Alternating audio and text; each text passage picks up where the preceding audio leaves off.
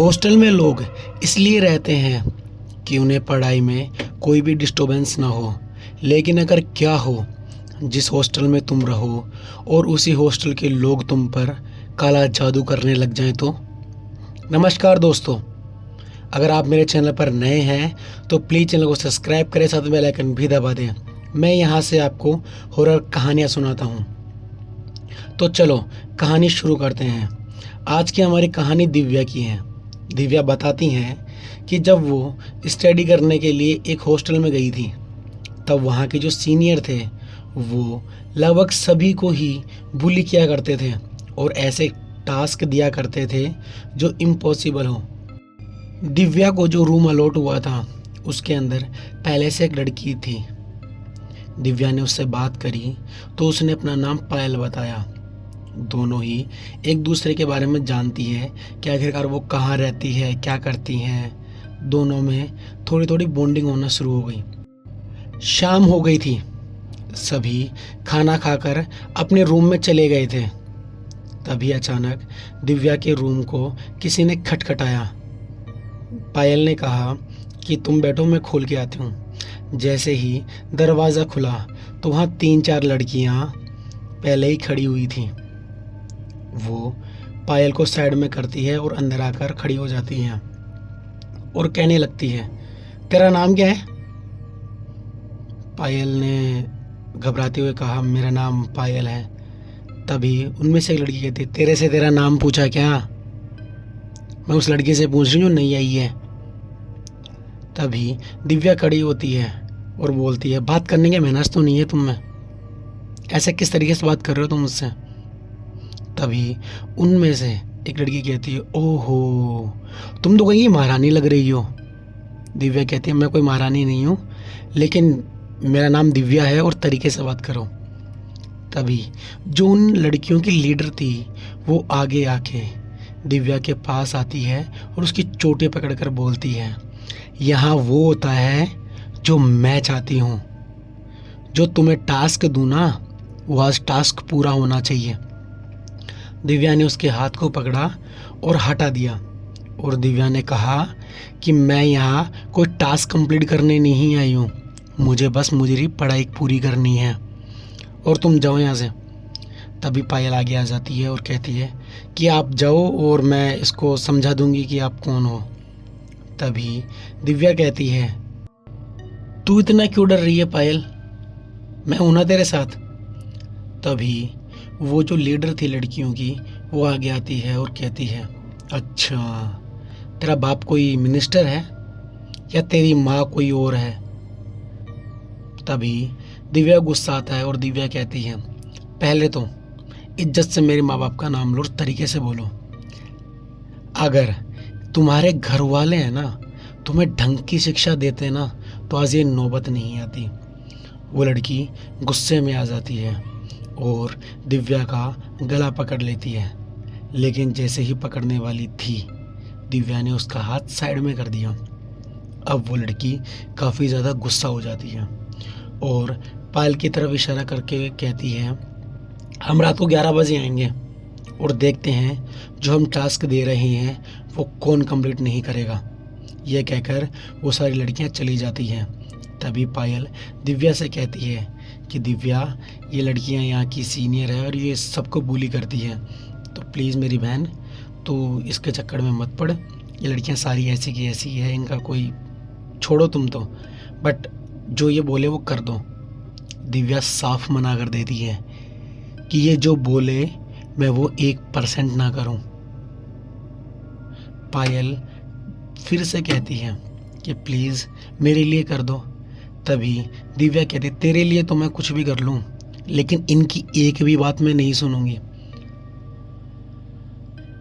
रात के करीब 11 बजे फिर से दरवाज़ा खटखटाया गया। पायल ने फिर से दरवाज़ा खोला तो वही सीनियर खड़े हुए थे और उनके हाथ में एक मिठाई का लड्डू था। वो दिव्या के पास लाते हैं और कहते हैं, ये मिठाई का लड्डू है, चल जो मैंने बोला वो मैं सॉरी बोलती हूँ, अभी फ़िलहाल ये मिठाई का लड्डू खा ले।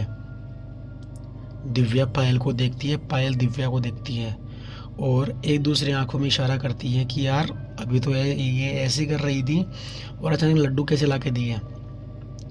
तभी दिव्या क्या देखती है कि उस पे एक सिंदूर का टीका लगा हुआ था, बिल्कुल छोटा सा, जैसे सुई की नोक होती है ना, उसके बराबर। दिव्या कहती है, ये जो तू टोटके करके मेरे पास लेके आई है ना, इसको वापस ले जा, वरना तेरे साथ मैं वो हालत कर दूंगी जो तू सोच नहीं सकती। तभी वो सारी लड़कियां जो ग्रुप था सीनियर का, वो एक दूसरे की तरफ देखती हैं और सोचती हैं, खैर इसको कैसे पता लगा। तभी वो जो हेड थी वो कहती है, मैं कोई टोना टोटा करके नहीं आई। तभी दिव्या कहती है, मुझे सब दिखता है, कोई इतनी अंधी नहीं हूँ, और जिस विद्या को तू सीख रही है ना, इसको बहुत पहले से मैं जानती हूँ। यह कहकर वो सीनियर लड़कियां जबरदस्ती उसका हाथ पकड़ती हैं और उसके मुंह में वो लड्डू ठूसने लग जाती हैं। तभी पायल वहां आती है और कहती है कि आप ऐसा मत करो, प्लीज इसको छोड़ दो। लेकिन वो उनकी एक भी बात नहीं सुनती। लेकिन दिव्या वो लड्डू नहीं खाती। तभी वो सीनियर पायल की तरफ आती है और पायल के मुंह में वो लड्डू ठूस कर वहां से चली जाती है। दिव्या ये देखकर काफी घबरा जाती है और सोचती है, जो ये बला मेरे लिए लेकर आए थे वो अब मेरी फ्रेंड पे आ गई, अब मैं क्या करूं। दिव्या पायल के पास आती है और उसे कहती है, सारा लड्डू इस अखबार पे डाल दो। दिव्या एक अखबार बिछाती है और जो पायल के मुंह में लड्डू था वो सारा ही उस अखबार में निकाल देती है। लेकिन जैसे ही वो लड्डू पूरा अखबार पे गिरा, उसका रंग चेंज हो गया। एक बेसन का जो लड्डू होता है वो पीले कलर का होता है, लेकिन इसके बीचों बीच जैसे रेड सा कलर हो रहा था। ये धीरे धीरे अपना रंग बदल रहा था। दिव्या को समझ में नहीं आ रहा था ये सब इतना जल्दी कैसे हो सकता है। दिव्या उस अखबार को समेटती है और हॉस्टल के बाहर जाकर एक कूड़ेदान में डाल देती है। दिव्या अपने पापा को फ़ोन करती है और कहती है कि पापा ऐसी ऐसी बात है। उनके पिताजी उतारा करना जानते थे, लेकिन उनके पिताजी कहते हैं कि ये इतनी जल्दी असर नहीं करेगा। अगर तुझे जब भी टाइम मिले तो उसे मेरे पास लेके आना और उसका उतारा मैं कर दूंगा। पायल को काफ़ी ज़्यादा राहत मिलेगी। दिव्या कहती है, ठीक है पिताजी, मैं जल्दी लेकर आऊँगी। रात के करीब 2:30-3 बज रहे थे। दिव्या गहरी नींद में थी, लेकिन उसकी आंख किसी आवाज़ से खुली। दिव्या ने टेबल लैंप ऑन करा और देखा कि दिव्या एक कोने में खड़ी हुई है दीवार के सहारे और दीवार को कुचल रही है। दिव्या ने आवाज़ दिया, पायल, ओ पायल, क्या हुआ? लेकिन पायल की तरफ से कोई रेस्पॉन्स नहीं था। दिव्या खड़ी होती है और पायल के पास जाती है। जैसे ही पायल दिव्या की तरफ घूमी तो रियल में दिव्या डर गई। उसकी आंखें पलटी हुई थी और वो काफ़ी भारी आवाज़ में बात कर रही थी, मैं इसको लेके जाऊंगा, मैं इसको लेके जाऊंगा और मुझे फ़िलहाल अभी मिठाई चाहिए। मुझे कुछ नहीं पता, मुझे भूख लग रही है, मिठाई ला कर दो, मुझे मिठाई ला कर दो। दिव्या समझ जाती है कि आखिरकार इस साथ में क्या हुआ है। तभी दिव्या अपने फादर साहब को फ़ोन करती है और सारी सिचुएशन बताती है।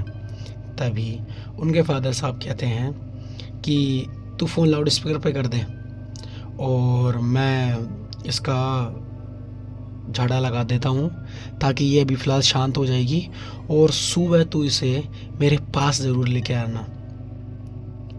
दिव्या ने लाउड स्पीकर करा और उनके पिताजी ने उनका उतारा करना शुरू करा, या फिर झाड़ा, जो भी वो बोलते हैं, मुझे नहीं पता कि क्या था। कुछ सेकंड के अंदर ही उसे आराम मिला और दिव्या फर्श पे ही गिर गई। दिव्या लाउड स्पीकर बंद करती है और अपने पापा से बोलती है कि पापा अब ये बेहोश हो गई हैं और सो गई हैं। तभी उनके पिताजी बोलते हैं कि ये फ़िलहाल अभी ठीक है, तो सुबह जितना जल्दी हो सके और जितना तू लेट करेगी ना, ये शक्तियाँ इस पे ज़्यादा आ जाएंगी। वैसे ही होता है। सुबह होती है, पायल ठीक थी लेकिन उस पे कुछ है, अभी भी ऐसा महसूस हो रहा था।